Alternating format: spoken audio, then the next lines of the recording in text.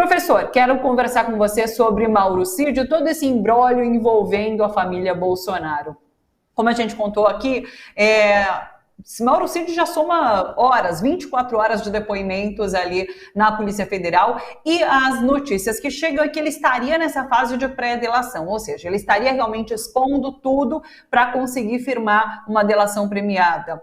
Eu acabei de ler uma notícia agora de que no depoimento que Mauro Cid deu ontem, ele assume toda a culpa por essa negociação de presentes, mas ele retira Bolsonaro desse esquema. Ele blinda Bolsonaro.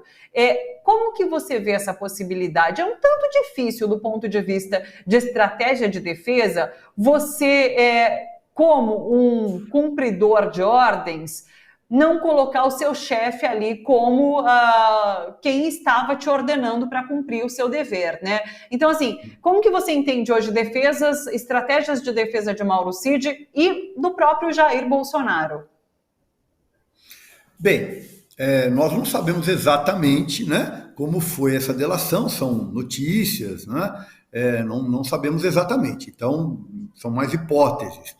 Eu também acho difícil Mauro Cid e o seu pai, né, que é um general, arcarem sozinhos, né?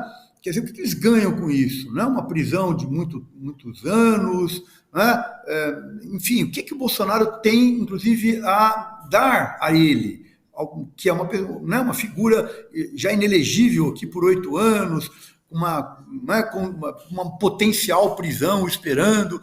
É muito difícil, né? E quem colabora de tal maneira para se incriminar apenas a si, é improvável, eu diria que é improvável, né? De qualquer maneira, não sabemos exatamente. O que nós estamos vendo é que esta colaboração, que pode chegar de fato a ser uma delação premiada, aí sim apresenta benefícios, né? A delação premiada diminui o tempo, né, de prisão, você tem benefícios legais, jurídicos, tendo em vista colaborar. Então, me parece que o que está acontecendo é isso.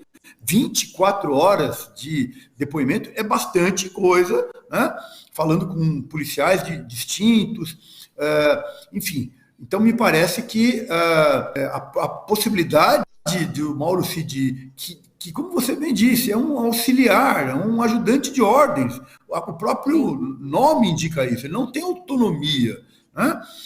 Sem contar que os valores envolvidos, a quantidade de peças é muito grande, né? É impossível que Bolsonaro não soubesse, há uma impossibilidade lógica. Não bastasse tudo isso, há vários outros depoimentos que estão sendo colhidos, né? Assim como provas também documentais, né? A questão do Rolex, que foi tentando recomprar para devolver. Ou seja, são provas que vão além dos depoimentos. Os depoimentos são muito importantes, mas ao lado deles existem outros depoimentos e existem provas documentais. Então, me parece que as estratégias de defesa, no caso do Mauro Cid e do seu pai, né? E agora do Assef, né, que também começou a falar, né, colocam muito claramente que o Bolsonaro é o líder desta quadrilha, né? Por sinal das diversas quadrilhas, até porque o Mauro Cid tem falado mais do que sobre joias. Ele não falou 24 horas sobre joias. Ele falou sobre o 8 de janeiro, é isso? Ele falou de tentativa de golpe de Estado, enfim. Então, e outros, né? Então, são várias linhas de investigação que ele tem colaborado. E ele era uma figura-chave, ele era uma figura que aparecia permanentemente ao lado do Bolsonaro, era uma espécie de braço direito. Era o que fazia pagamentos para Michele, né? Que recebia dinheiro e pagava as contas pessoais da família Bolsonaro. Ou seja, é uma figura absolutamente chave, né? Em vários aspectos. Então, me parece que, repito, o Mauro Cid não tem, ao proteger o Bolsonaro, ele não tem o que ganhar com isso, né? Porque o Bolsonaro está fora do poder, é inelegível e possivelmente será preso, né? Você sabe que relembrei de uma Uma análise que eu ouvi há umas 2 semanas, eu inclusive repercuti aqui no programa também, o que ganha Mauro Cid, né, isentando o Bolsonaro de qualquer responsabilidade. Eu li essa análise de que os militares têm uma expectativa muito grande de que a extrema-direita, não sei se Bolsonaro em si, mas a extrema-direita volte ao poder daqui a 4 anos, e com isso eles conseguiriam uma espécie de anistia pelos crimes que foram cometidos no governo Bolsonaro. Você acredita que há alguma conversa nesse sentido? Que há alguma chance disso acontecer, inclusive? Bom, nós estamos há 3 anos e meio, né, das próximas eleições. Este tempo, que é muito curto para a nossa vida, mas para a vida política ele é muito grande. Quem podia imaginar que Bolsonaro, né, em setembro do ano passado para agora, né, tudo que aconteceu, tudo que está vindo à tona. Então, é muito tempo na vida política brasileira. Tá? É um curto tempo, mas que, politicamente falando, é muito difícil fazer previsões. O que nós estamos vendo é que o governo Lula vem avançando em popularidade. Agora mesmo, acabou de sair uma pesquisa que mostra que na cidade de São Paulo, né, na grande São Paulo, tem 45% de aprovação. O próprio candidato Boulos, apoiado pelo presidente Lula, né, ostenta índices muito significativos, né, mais de 32% de intenções de voto. Claro, está muito longe ainda da eleição, né, mas ainda assim, jamais podia se esperar que uma figura chamada de radical, né, chamada pela grande imprensa, etc., poderia ter números tão expressivos, né, há um ano das eleições. Então, acho que tudo indica que o governo Lula, as previsões de crescimento da economia são muito boas, né?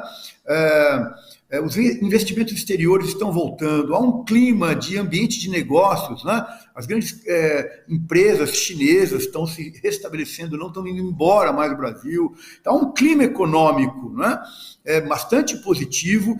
O clima político está muito melhor, né? A gente não tem mais aquelas... enfim, é difícil até nominar o que foi o governo Bolsonaro, né? Ou seja, falamos qual é a agenda brasileira, políticas públicas, o lançamento agora, né, hoje, do combate à fome, né, Minha Casa Minha Vida, PAC, né, ou seja, uma agenda positiva, propositiva, que é isso que as pessoas querem. As pessoas querem emprego, querem melhorar de vida, não é isso? Querem viver de maneira mais digna. Então, saiu aquela agenda do ódio, né, de uma polarização absolutamente sem sentido na vida brasileira, uma agenda de costumes, né, que é uma agenda privada, não é uma agenda de Estado, e reentrou na vida brasileira uma agenda de desenvolvimento econômico e social, né? Mais ainda, o Brasil voltando ao cenário internacional de maneira propositiva. Todo o dinheiro que está entrando, né, para defesa da Amazônia, enfim. Então, acho que a chance neste cenário da extrema-direita retornar me parece pequena, né? Apesar de estarmos falando de um tempo ainda longo para as eleições. Acho que há, há um trauma, né? O bolsonarismo criou um trauma na sociedade brasileira. Um trauma de violência, um trauma de vergonha pública, né? Um trauma de destruição, de 700 mil mortes, 2/3 poderiam ter sido evitadas, um trauma de corrupção generalizada, como nós estamos vendo agora. Enfim, não há setor que não foi traumático para a vida brasileira, né? Nas universidades, nas escolas, enfim, não há um único setor que não foi traumatizado pela destruição bolsonarista. Então, acho que podemos ter um governo conservador, mas um governo de extrema-direita, eu acho que este trauma está muito na memória da vida dos brasileiros e não me parece, né, pelo menos neste momento, que seja possível projetar um retorno da extrema-direita. Sim, uma direita, eventualmente, né, é possível pensar conservadora, mas não uma extrema-direita que veio para destruir, né, o Estado e a sociedade brasileira. Que continue assim, né? Professor, só para finalizar, eu queria te ouvir sobre prisão de Bolsonaro, porque a cada depoimento surgem, né, teorias de que ele pode vir a ser preso preventivamente por estar atrapalhando investigações ou não. A Polícia Federal ainda vai precisar de mais materialidade para conseguir prender Jair Bolsonaro. Você acredita em alguma dessas possibilidades? Você vê Jair Bolsonaro num curto prazo sendo preso? Bem, antes de tudo, do ponto de vista jurídico, me parece que já tem muitas provas, né? Se elas são inteiramente cabais de um ponto de vista, né, de um processo de prisão, é um debate jurídico, mas, né, não só quantidade de indícios, quantidade de eventos, já de depoimentos, e aí a CPI, né, o hacker, né, o Delgatti tem um papel fundamental, né? Delgatti deu informações que, cruzadas com Mauro Cid, que cruzadas com vários outros depoimentos, que cruzadas essas informações e cruzados esses depoimentos, com todos que foram ouvidos, que estão presos na Papuda, né, em Brasília, nós temos já um material farto. Bolsonaro tentou dar, não um golpe, tentou dar vários golpes, né, não conseguiu. Né? O gabinete do ódio, que aparece também aqui já nesses depoimentos, ou seja, então me parece que um conjunto de vários elementos estão muito fortemente colocados. Né? Eu diria mais, Thalita, acho que é mais um timing político do que um timing jurídico. Né?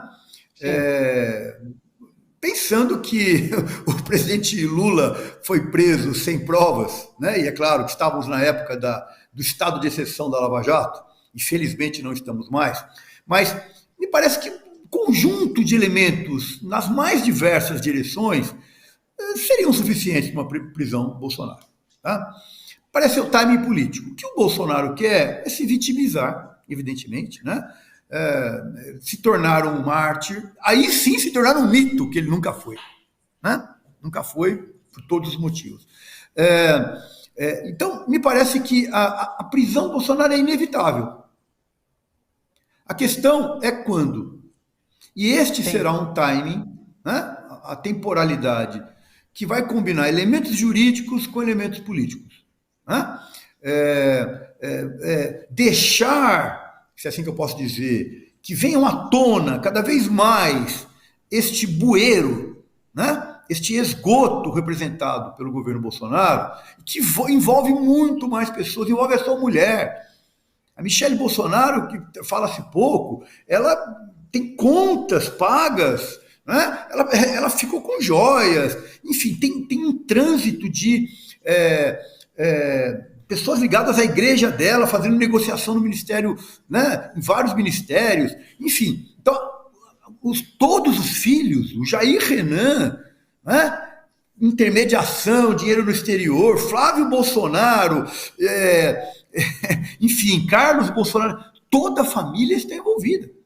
Né? Se não exatamente nas mesmas coisas, mas há um trânsito, né, que passa pelo líder da quadrilha, que é o Jair Bolsonaro. Então eu diria, fundamentalmente, que a prisão do Bolsonaro é absolutamente inevitável. A nossa questão é o timing jurídico e político de quando fazê-lo, porque me parece que talvez mostrar um pouco mais, deixar este bueiro mais público, né, pode ajudar a desmitizar, vamos usar esse termo, né, a tentar atirar e aquilo que se quer colocar como um mito, como uma vítima, e mostrar que não tem vítima nenhuma, não tem mito nenhum. Tem um chefe de uma quadrilha que tentou assaltar o país em vários sentidos. Acho que é basicamente esse o ponto que eu me refiro.